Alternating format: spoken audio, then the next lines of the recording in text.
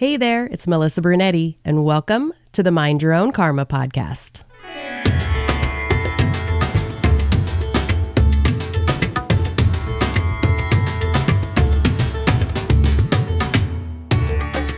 Hey there, Karma Crew. I am so glad you're joining me today on Mind Your Own Karma, the Adoption Chronicles. Happy Adoption Awareness Month. And as you know, I am on a mission to educate the world about adoption.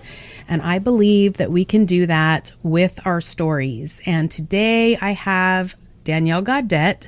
She is an adoptee and the author of Healing Tree, a book about her adoption experience, reunion experience, and her healing experience of the primal wound. Danielle has been writing poetry and short stories since she was 6 years old. She graduated from the University of Iowa, where she continued her study of creative writing. Her Healing Tree blog can be found at daniellegaudette.com. After finding her true self in 2000, she took time to explore her inner world and worked to help others do the same. As a 20-year trainer and coach in body and brain principles and practices, she currently works in Seattle as the regional director of Washington Body and Brain Centers. She cares deeply about honesty, transparency, and making sure people feel safe, encouraged, and empowered to go within themselves to face their pain and hardships. She believes that in doing so, they will be able to uncover the strength and wisdom to heal their inner wounds and create themselves anew. This is how she lives her life. She practices facing her own wounds and has found that in doing so, she is brought closer to her true self. She shares her story in Healing Tree to help others find the courage to go inward, the courage to heal their hearts. Her passion is to continue to awaken herself to the true principles of the universe and to help others awaken as well. She feels that with every person who chooses to do their own inner work, we are lifting the collective heaviness, fear, resentment, and darkness, and we are brightening humanity together. This will be part 1 of 2 parts. Today we will be focusing on Danielle's adoption experience and how she grew up. Next week we will be talking about her reunion experience, and sprinkled throughout both episodes is a little bit about her healing journey as well. Let's dive right into Danielle's adoption story and her book, Healing Tree.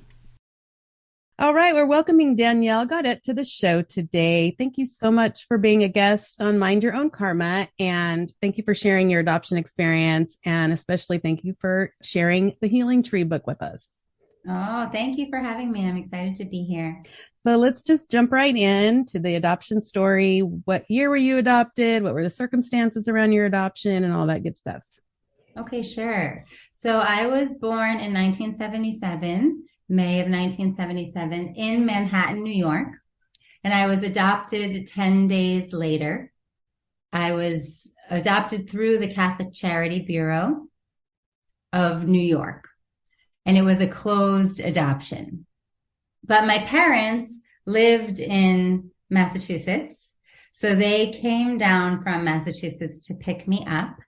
So my parents were unable to get pregnant. My mother had it was really kind of unclear. That's the way that I was told growing up. It wasn't quite clear exactly who had a fertility issue or what the actual problem was, but it just wasn't working. It wasn't working for them. And so my mother, they both wanted to have a baby so badly. And there was a long waiting list in Massachusetts. It was like they put their names on, but it was like 4 years wait. Wow. For a baby. I know. And so my mother was sad, and she was, I think talking a lot to her friends and her family members about it.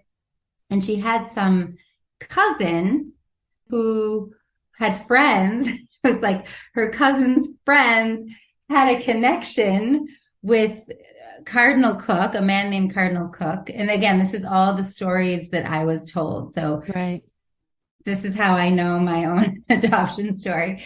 So Cardinal Cook in Manhattan, somehow there was a connection. And because of that connection, they were able to find out that a baby was available, me, much earlier than the 4-year wait that they were hoping for. They met with the Catholic Charity Bureau. Her name was Sister Una McCormick. And I think it was in a year's time that they were able to adopt. But it was a closed adoption. So they brought me from Manhattan back to Boston, and I was raised in Watertown, right outside of Boston, Massachusetts, for my whole life. So you were their first child? Yes, I was their first child. I was the oldest daughter. Actually, so 4 years later, the Massachusetts adoption, I don't know if that was Catholic Charity Bureau. I don't know who that was in Massachusetts, but they called and they said, oh, there's a baby ready for you now. So then they adopted my younger sister. Oh, wow. Basically 4 years younger than me. So the two of us okay. grew up, just she and I. Yeah. Just the two of you. So you're both adopted. Mm-hmm. Okay. So in reading the book, I was reading that you had kind of an interesting relationship with your adoptive mom, and, you loved her very much, but you kind of felt a responsibility to take care of her at a very young age. Can you go into that a little bit? Yeah, sure. I did love her very much. I had a very strong connection with her. I would say she was really my very best friend up until I left for college. We were super close. And she loved me so much. She was just an extremely loving person. She was the kind of person that made everybody feel that she loved them most of all. She's just full of love. She's overflowing with it. But the sad aspect of the story was that when I was around maybe 6 years old, she started to struggle with her mental health. Mm. And that diagnosis ended up being just a severe, acute anxiety and depression. Okay. And it was linked back to her own, she had PTSD from some trauma, sexual trauma when she was young. Okay. But I think it had never gotten dealt with. And for whatever reason, it just sort of ballooned at that time when I was about 6 years old. So yeah, she would be great, great, great, great. And then have a really, really, really bad day. And I just felt inclined to care for her. And because we were so close, she would sort of look to me too.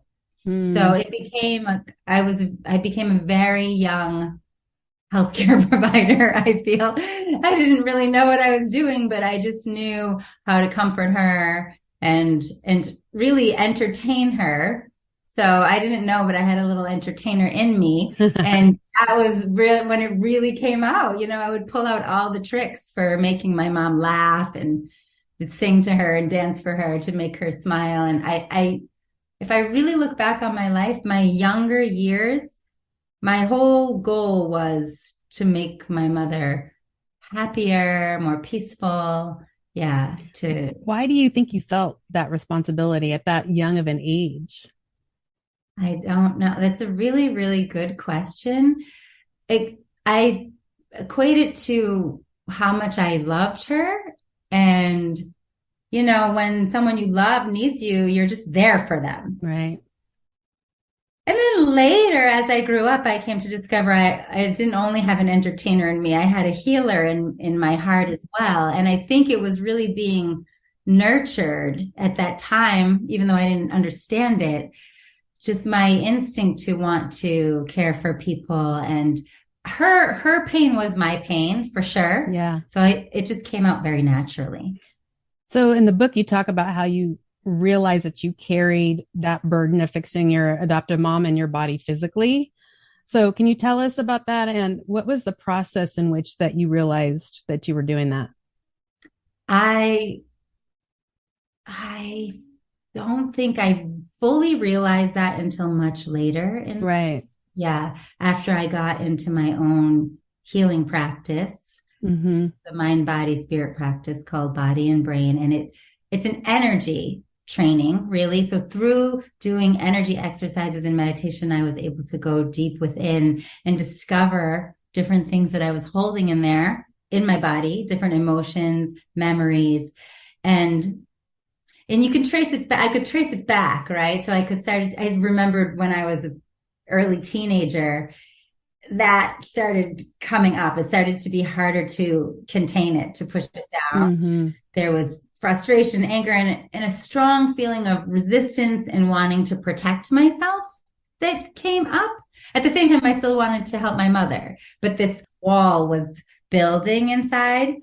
And later, which is in the practice that I've been now doing for over 20 years, I just continued to uncover and cleanse how much I was holding that and where that came from inside of me. I know you talked about too, just kind of realizing that everybody's on their own journey.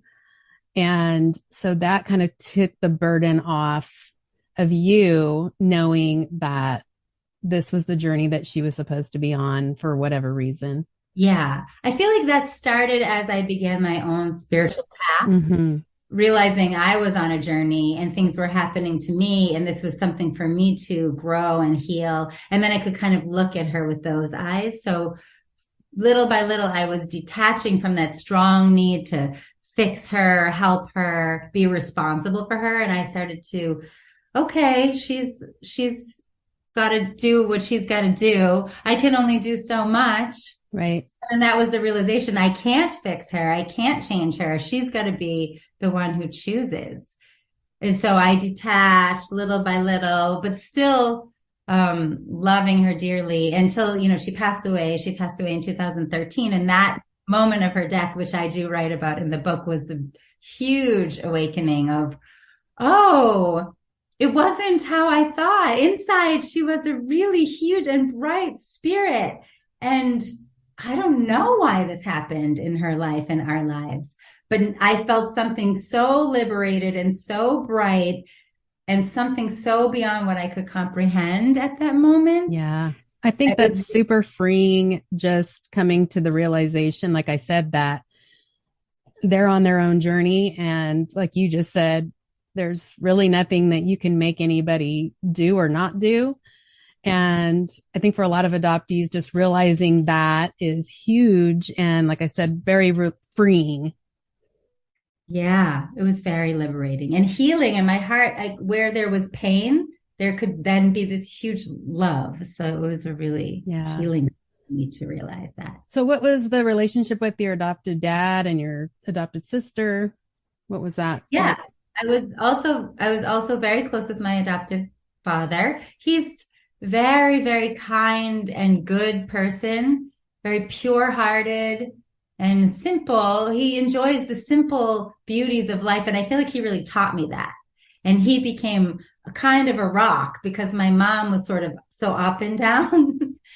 And there was a dramatic roller coaster there with my heart with her. With my dad, it was always quiet, calm. It was, feeding the neighborhood cats on the doorstep, looking at the moon, taking pictures of little animals. Like my father he taught me to appreciate those simple beauties in nature. So I have a lot of gratitude for him being that kind of rock for me and a point of stability for me. Yeah. And as for my younger sister, we were just super different.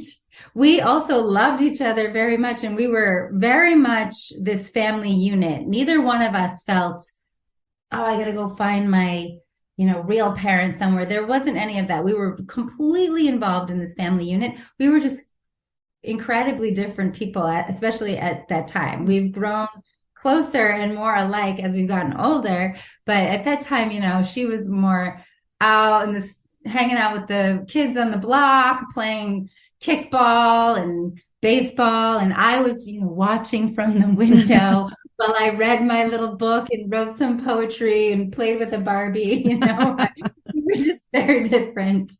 In the book, you talk about a moment when you were a child that you realized that you were different as an adoptee. What happened?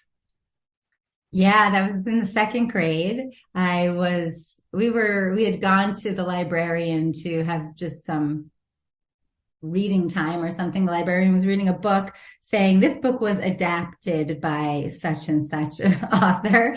And I look back on that moment with tenderness in my heart because I was so full of confidence at that time, which really disappeared later, but at the moment there was still confidence. So I shot my hand up and I said, oh, like me, I was adopted, and, so bravely and proudly. And then she said kindly, oh, I think you mean you were adopted, Danielle. Yes, thank you. And I was like, yes, that's what I mean. That's right. But then when I went back to the classroom, somehow it was a big deal, which I really didn't expect. So the kids came over to me, boys, I had a little boy I had a crush on, other people who I thought were my friends, and they're all surrounding me saying, no, you're not adopted. We don't believe you. And I was so surprised.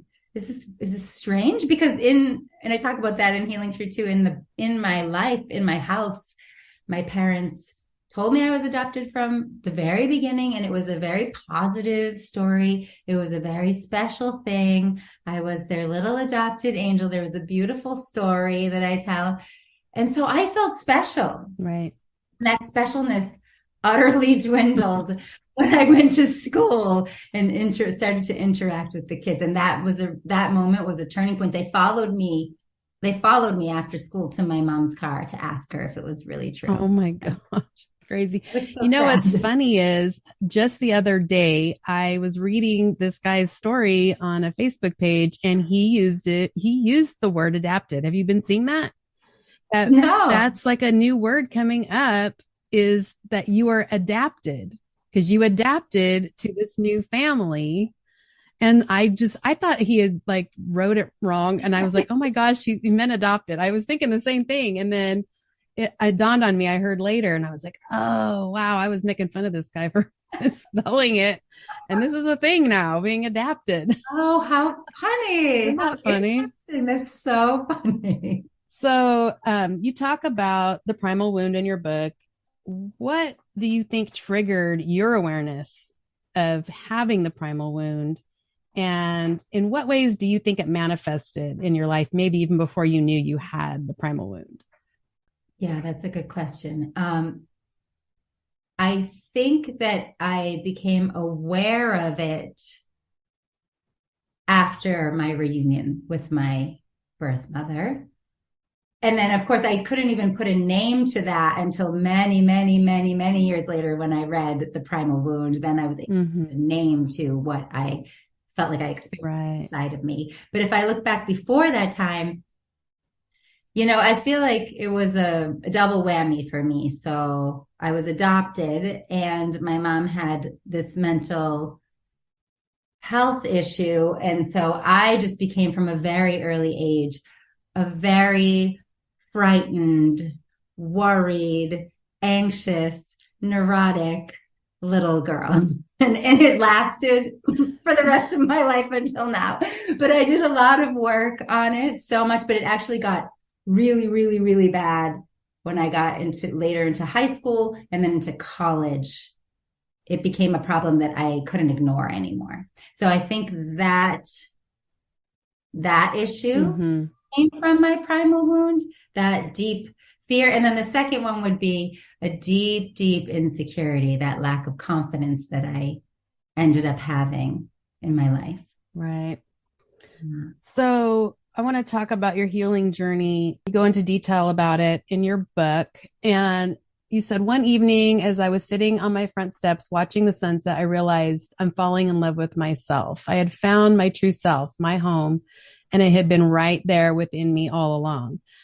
And I think that is such a key issue for adoptees, because I feel like we look all over the place to fill in those missing pieces when we're looking in the wrong place.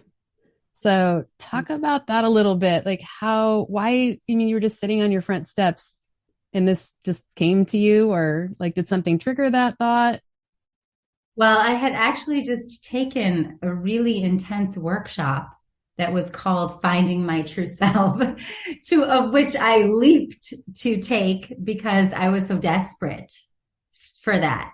That insecurity and that anxiety was climaxing. And then I had my reunion and then it kind of busted open. And then I just felt I need help. I can't really see the next steps of life without getting some mental, emotional help right now. So then I did a deep dive and ended up in this workshop where that's what happened. I just dug and dug and dug into my heart through the process, and using a lot of my strong will to sort of break through what I really wanted to know.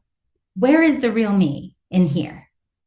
I had an intuition that I got to solve this inside of me, because there were no things outside of me that were making me happy. You know, the world looked crazy. I loved my parents, but there was struggles there. Yeah. I had a relationship. It wasn't making me happy. Nothing was fulfilling me. Right. It's got to be inside of me. And then I joined this center and someone said, oh, do you want to find your true self inside? And I was like, yes, me, you know? And I really poured my heart and soul into it. And I really had a breakthrough. And through the breakthrough, it was just like a cracking open of all of those layers for one moment where I could feel this huge river of love, unconditional love, the kind of unworldly love and peace and light. And I felt intuitively, I knew this is the essence of me. This is the fiber of my being. This is the me that cannot be taken away from me. Yes. No matter what the struggle, no matter the past, no matter what my mind tells me, no matter what people tell me, no matter who does what to me when, I knew it at that moment. Was I able to maintain that connection and that consciousness? No, it kind of came and went for a long time. And I did a lot of healing work. But that moment where I was sitting on the steps that you just read, I was really feeling that alive in my heart, and I was knowing it, and it was healing my relationship with myself. It was allowing me to feel love for myself for the first time. Yeah. I talk about coming home to yourself a lot. And I think the problem is a lot of times because we're adopted, we feel guilt and shame and anxiety, and we almost feel like we can't trust ourselves. So coming home to yourself when you don't even know who you are or if this is a good place or not is super scary, you know?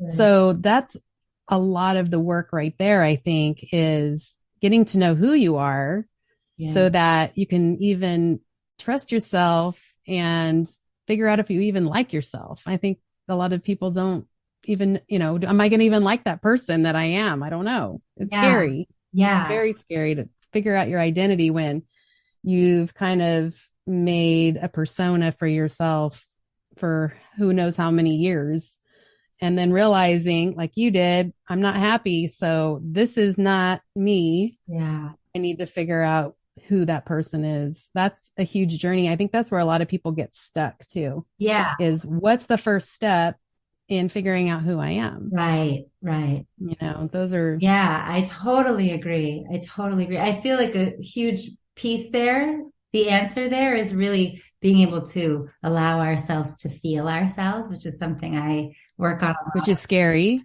because we shut that down. Right. So we have to recover the safety. Yes. Yeah. I think you do have to go to the scary places. You really do. You have to be brave enough to step out. Yeah. Of that little circle that that you feel safe in, you know, and figure that out. And another thing I wanted to talk about was, I find that some people like to hold on to their victim cards. They hold on to them so tight, even though they know it's impeding their healing journey. So what do you have to say about that in your own personal experience? Did you do that for a while? Were you scared to put those down? Like, what was that like? 100%.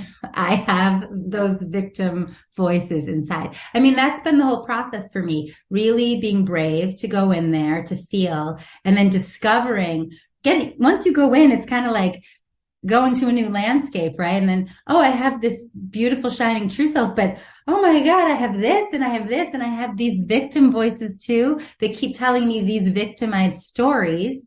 Yes. And they're really loud and they're really compelling. And they're really, because it's deep beliefs, beliefs that are ingrained in our bodies, right? So I've over time had a lot of experience to feel the gravity and weight of those victim stories that pull me back. But in that agony and really facing that struggle and feeling into it, there's always, every single time, it's become very clear that that victim story is not who I really am. It's just a story. Yes. It's just a label. It's a story. It's a belief. It came from a memory. It came from an experience, but it's not my essence. And I can listen to it right now. Or again, you have to be able to feel in to be able to realign with your center and the part of you where there is love and there is light. And there's that story it dissolves in that space. I mean, does it come back again, later that day or that month or that year? It does, because this is what we have to work with. Mm-hmm. But if you just follow those victim stories and just live trying to listen to them and kind of being chased by them, for me, life was so much more, there was so much more suffering mm-hmm. in my life. Life was worse. Life is always worse, even present day, when I'm stuck in that story. So it's a matter of realizing that that's just a story. And then we all have them. So it's not bad. I don't need to blame myself.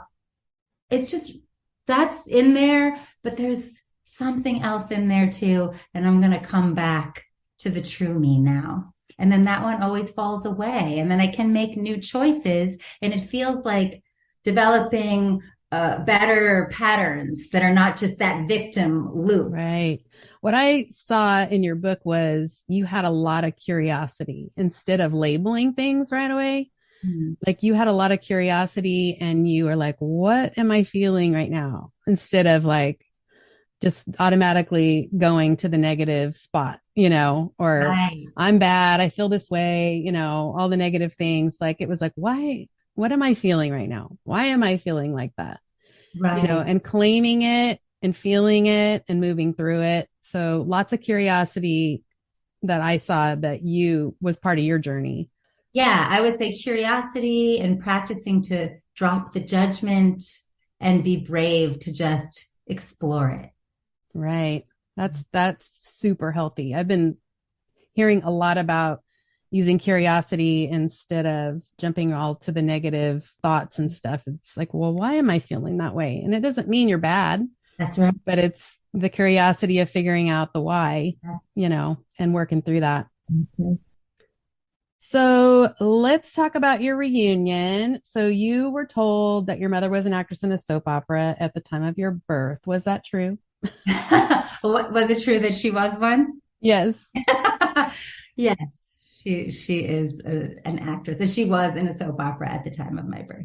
Okay, funny. Oh my gosh, you knew that then your entire life? So what I knew was just simply your birth mother was an actress on a soap opera, and that's why she couldn't take care of you. I mean, I didn't know the nitty gritty, I didn't know the details, right. But that's what I heard. So. Because a lot of adoptees, they say that they, have these daydreams that, oh, my mother's a, princess somewhere, or she's an actress, or my father's rich, like we have all these preconceived. I never did, which is funny, but I hear a lot of adoptees, have these daydreams about where they came from. Yeah. But yours actually.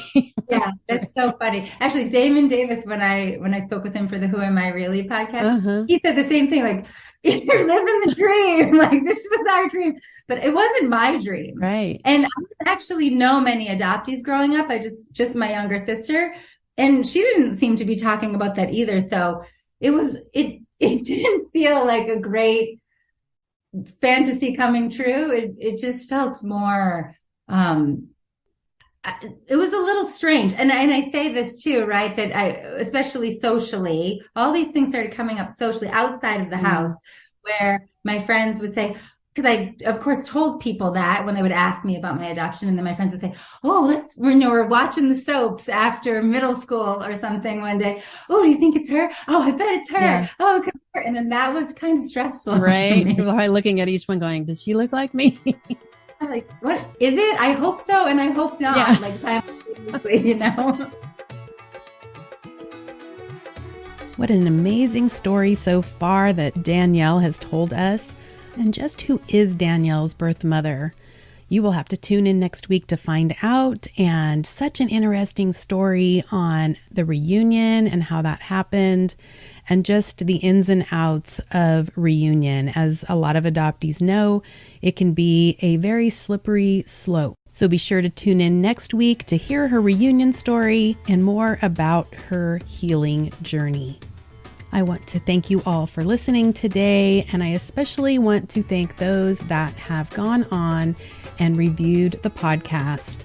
I have a new review today, and it is from Mayfly005, and it says, "I've really enjoyed listening along to Melissa's story and her personal reflections about her past and how it's affected her life. Listening to her reflections and internal conflicts made me realize we truly have no idea what other people are going through and how they're processing their world.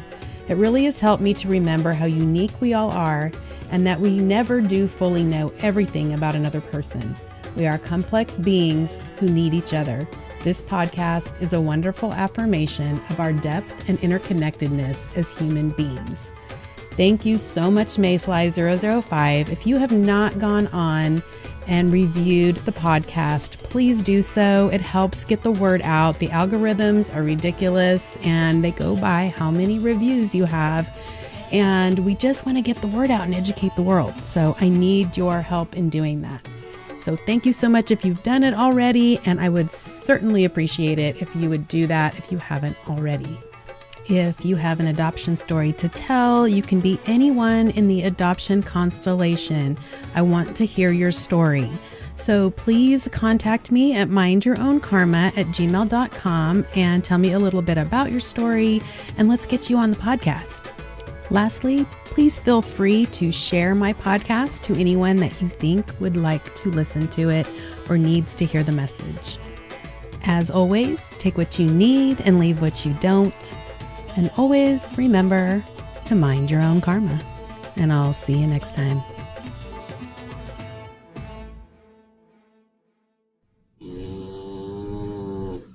Oh my gosh, Tomlin. Are you serious?